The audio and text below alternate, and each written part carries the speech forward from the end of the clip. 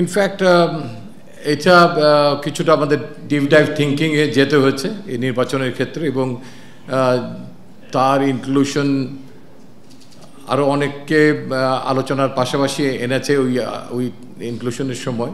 এবং coach, captain, নির্বাচক মণ্ডলী আমরা যা আছি, রাজ্জাক ওয়াজ অলসো কানেক্টেড। তো আমরা অনেক ডিসকাস করেছি।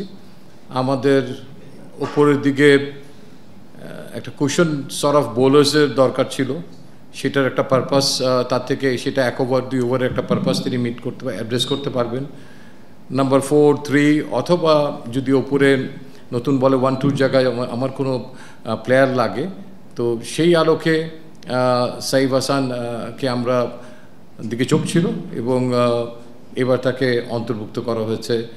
নাম্বার 4-এ খেলার একটা ভালো capable batsman, at the same time প্রয়োজনে তিনি উপরেও যদি কোনো পরিস্থিতির সৃষ্টি হয় তাহলে তিনি দলের জন্য ওপেন করার সক্ষমতা রাখেন।